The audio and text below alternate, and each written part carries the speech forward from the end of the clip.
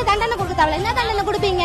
கூட்டுன்னு போய் சீசத்த பள்ளியில போடுவீங்க. 3 வேளை நல்லா சாப்பாடு. ஜெயில போட்டா வாரத்துக்கு 1 நாள் கறி, மீன், முட்டை தான் கொடுக்குறீங்க. அது வேணாம் எங்களுக்கு தண்டனை. நாங்க கொடுத்துக்கிறோம். இல்லையா பொதுமக்கள் நாங்க இப்ப போராட்டம் பண்ற இடத்தாலே உட்காந்துக்கிறோம். இங்க கூட்டு வந்து எவன் செஞ்சா அவங்களுக்கு எந்த எதிர்க்கே ஷூட் பண்ணுங்க. கொடூரமான சாவு கொடுங்க. இனி ஒரு குழந்தை ரோட்ல நின்னா அந்த குழந்தைய நிமிந்து பார்க்க கூட பயப்படணும். அந்த மாதிரி தண்டனை கொடுங்க. நாங்களும் புள்ள வச்சுக்கிறோம். நாங்க வீட்டு வேலைக்கு போனாதான் எங்க பிள்ளைங்களை நாங்க பார்க்க முடியும். இந்த ஒரு இப்படி ஒரு பரபரப்பான நடக்குது. நாங்க எப்படி பிள்ளைங்களை விட்டு போட்டு எங்க பிள்ளைங்களுக்கு என்ன பாதுகாப்பு நாளைக்கு? இன்னைக்கு இதை செய்யறவன் நீங்க இந்த மாதிரி தண்டனை கொடுத்தீங்கன்னா கூட்டு போய் ஜெயில போடுறாங்க. 3 வேளை சோறு, நல்ல தூக்கம். நம்ம செய்வோம்டா. அங்க நல்லா இருந்துச்சுடா. போயிட்டு வந்து சொல்லலாம் நல்லா தாண்டா இருந்துச்சு. இதெல்லாம் ஒண்ணுமே இல்லடா. இந்த மாதிரி 4 நாள் உட்காந்துருந்தாங்க. நாய்ங்க மாதிரி கத்திங்க இருந்தாங்க. நாய்ங்க மாதிரி வெயில இருந்தாங்கன்னு போயிடுவாங்க.